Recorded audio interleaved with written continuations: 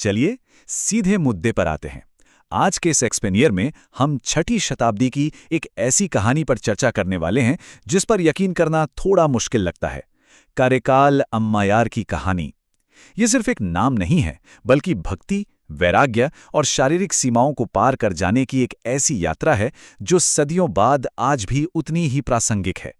तो आइए इस ऐतिहासिक सफर को समझते हैं।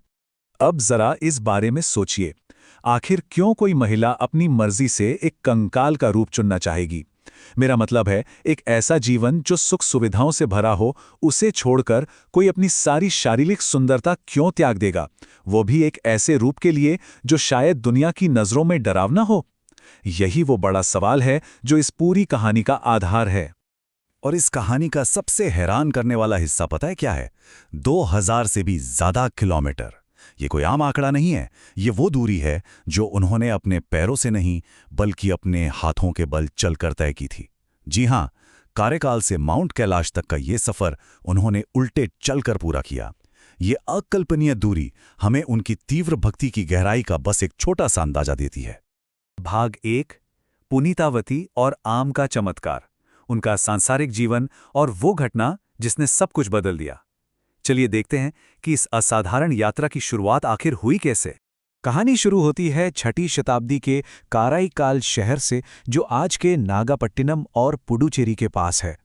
यहीं एक संपन्न वैश्य परिवार में पुनीतावती का जन्म हुआ। नाम का अर्थ ही है पवित्र।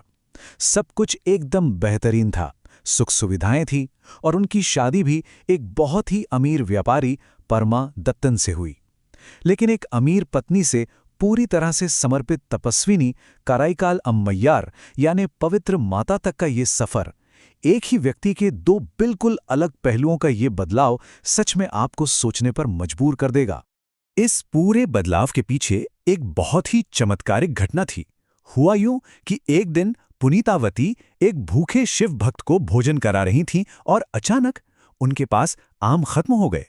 अब अतिथि सत्कार में तो कोई कमी नहीं आनी चाहिए ना, इसलिए उन्होंने पूरी श्रद्धा से भगवान शिव का ध्यान किया और ईश्वरीय कृपा से उनके हाथों में तुरंत एक नया आम प्रकट हो गया।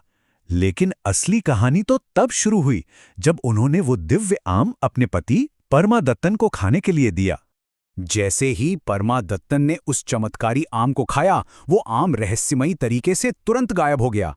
बस यही वो पल था जब परमा दत्तन को एहसास हो गया कि उनकी पत्नी कोई साधारण इंसान नहीं है। उन्हें समझ आ गया कि पुनीतावती के पास ईश्वरीय शक्तियां हैं जो स्वयं भगवान ने उन्हें दी हैं। उन्होंने तुरंत अपनी